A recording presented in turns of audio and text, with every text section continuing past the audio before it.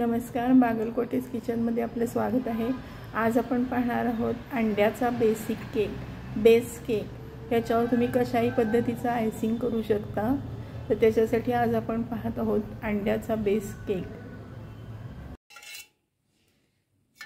Cake bake करण्यासाठी साधारणतः ॲल्युमिनियमचं भांडं घ्यायचं आणि ह्याच्यामध्ये खाली पहिल्यांदा थोडंसं तेल घालायचं आणि ते तेल व्यवस्थित असं लावून घ्यायचं।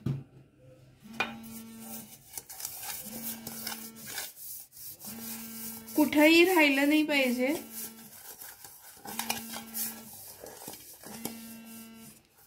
त्याच्यानंतर याच्यामध्ये मैदा घालायचा आणि हा मैदा आहे तो संपूर्णपणे लावून घ्यायचा।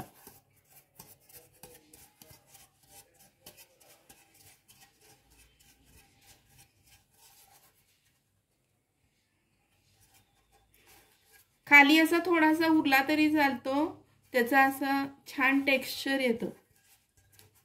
आता हे पूर्णपणे आपलं लावून झालेलं आहे।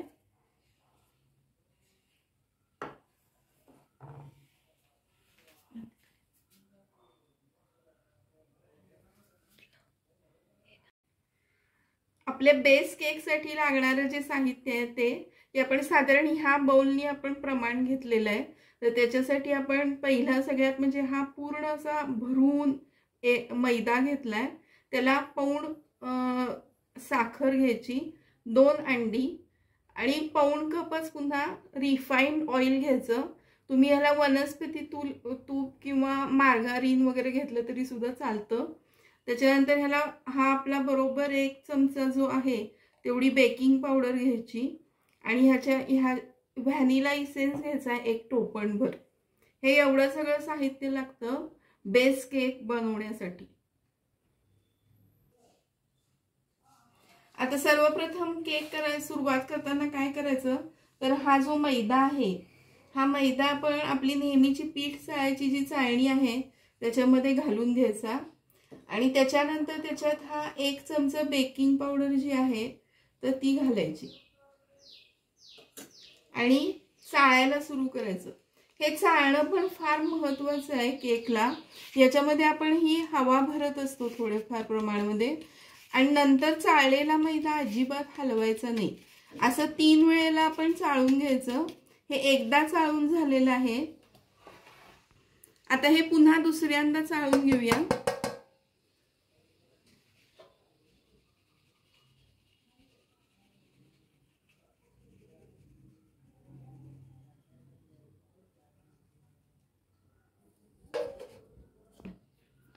हे पुन्हा आपण तिसऱ्यांदा चाळून घेऊया।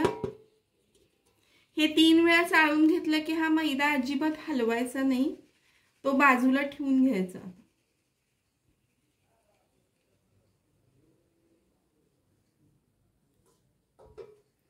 हा मैदा मी आता बाजूला ठेवून घेते।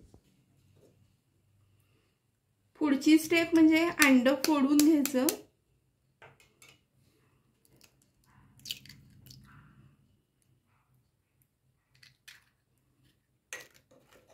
अंड्याचा सगळा पोर्शन आपण बेस केकला घेतोय।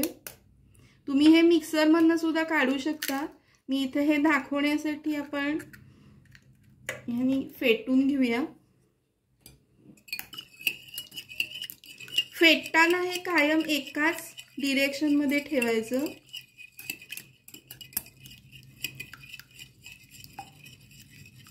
उलट साधारणतः फिरवायचं नाही।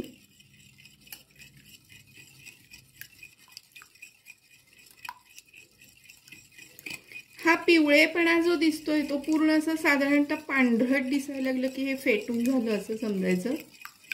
हे फेटत असतानाच आता आपण ह्याच्यामध्ये व्हॅनिला इसेन्स घालूया।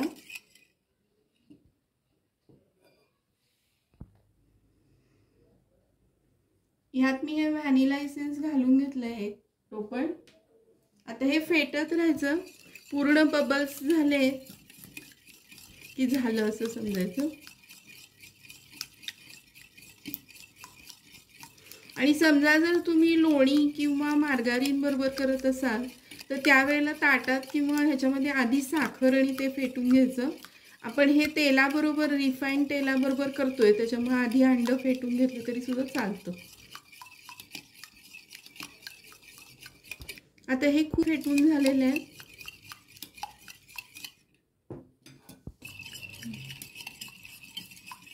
आता ह्याच्यामध्ये हे झालेलं आहे, बबल्स यायला लागलेत हे भरपूर. आता ह्याच्यामध्ये आपण थोडीशी साखर घालूया आणि पुन्हा फेटून घेऊया. ही साखर आपण पूर्ण नेहमीची आपली नॉर्मल साखरच घेतलेली आहे. पिठी साखर सुद्धा तुम्ही घेऊ शकता.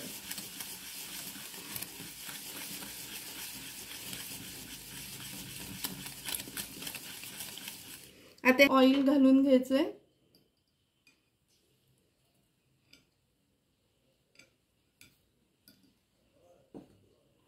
आणि हे सारखं करायचंय.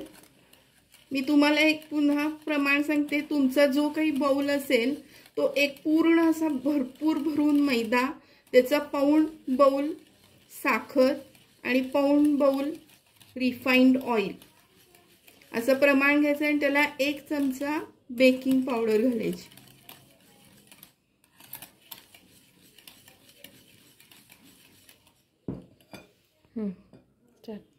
हे बघा, हे आपलं छान झालेलं आहे. भरपूर ह्याच्यामध्ये फेस आलेला आहे किंवा बबल्स आलेले आहेत. फेटून हे चांगलं झालेलं आहे. आता ह्याच्यामध्ये हळूहळू मैदा घालायचा आणि ते फेटत राहायचं.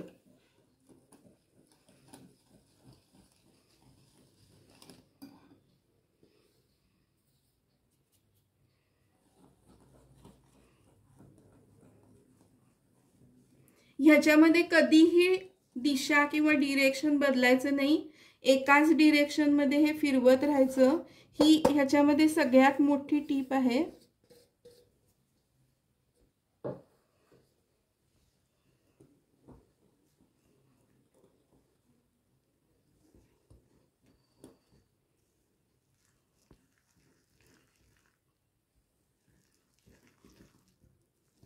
आणि कधी कधी अंडी लहान असतात, तर समजा असं व्यवस्थित बॅटर तयार नाही झालं, खूप घट्ट येत असेल, तर त्याच्यामध्ये तुम्ही 1-2 चमचे जर दूध घातलं तरी सुद्धा चालतं.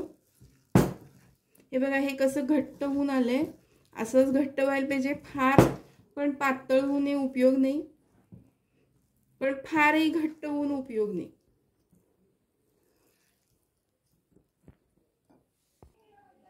आता हे मगाशी आपण तेल आणि मैदा लावून घेतलेलं जे बेक करायचं भांड आहे, त्याच्यामध्ये आपण आता हा केक ओतायचा. केकचं मिश्रण ओतायचं.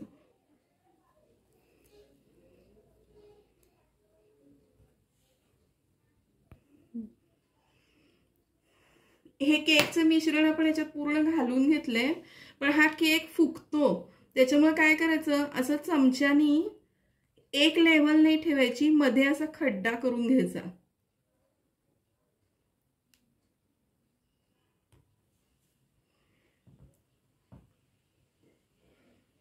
हा साधारण असा खड्डा झालेला आहे. आणि आता आपण हे बेक करायला ठेवायचं.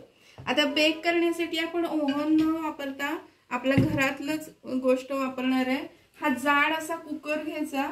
त्याच्यामध्ये आपले हे टेबलवर ठेवायची ती काठणी असते ती ठेवायची आणि ह्याच्यामध्ये हे कुकरचं जे भांड आहे हे ठेवायचं. आणि पहिल्यांदा गॅसवर हे पूर्णपणे मोठ्या फ्लेमवर ठेवायचं 5 मिनिटं आणि त्याच्यानंतर अगदी सगळ्यात स्लो फ्लेमवर 40 मिनिटं ठेवायचं. आता हे आपण पूर्ण मोठ्या फ्लेमवर ठेवून घेतलंय. असं कुकरवर झाकण ठेवायचं. पाणी वगैरे काही घालायचं नाही कुकरमध्ये. आता हे 5 मिनिटं झाली की नाही की आपण ही फ्लेम बारीक करून घ्यायची 40 मिनिटासाठी. ही जी मोठी फ्लेम आहे आपली 5 मिनिटं झाली आहे. आता आपण ती बारीक करून घेऊया. पूर्ण बारीक करून घ्यायचं. ह्या फ्लेमवर आपण 35 मिनिटं हा केक ठेवून घेतलाय. तुमची फ्लेम मोठी असेल तर तुम्ही लवकर बघा. आता आपण बघूया कसा झालाय केक. हे झाकण काढून घेतलं आणि याच्यामध्ये सुरी घालायची. जर सुरीला पीठ लागलं नाही तर आपला केक झालेला आहे.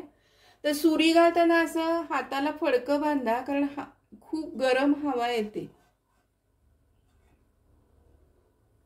हे बघा सुरीला काही सुद्धा लागलेलं नाहीये, त्याच्यामुळे आपला हा केक झालेला आहे. करून घ्या. हा आपला केक पूर्ण बेक झालाय व्यवस्थित. पुन्हा एकदा तुम्हाला दाखवते. मी याच्यामध्ये घातलं, अजिबात कुठं सुद्धा केकचं बॅटर किंवा पीठ घ्यायला लागलेलं नाहीये सुरीला, त्याच्यामुळे हे झालं. आणि हा 10 मिनिटं गार करायचा, त्याच्याशिवाय अजिबात काढायचा नाही.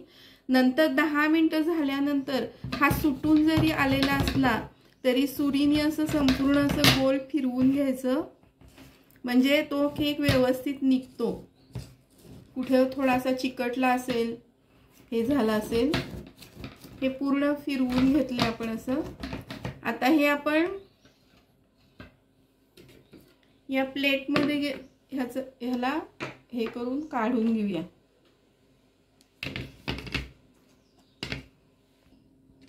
हा बघा आपला हा उलटा मस्त केक झालेला आहे तयार. मी आता ह्याला सुलटा करून घेते की हा आपला बेस केक तयार झालेला आहे.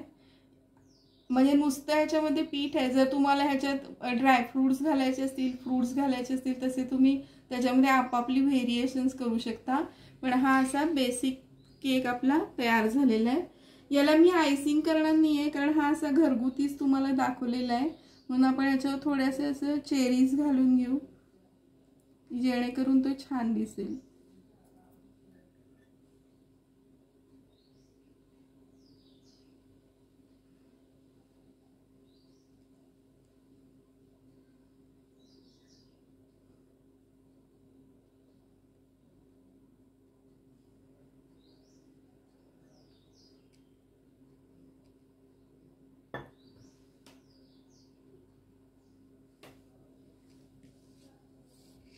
हे बघा हा आपला केक तयार झालेला आहे.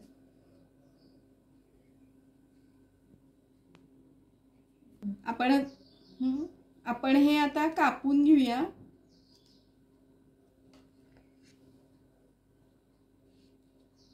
हे बघा हा केक कसा मस्त झालाय.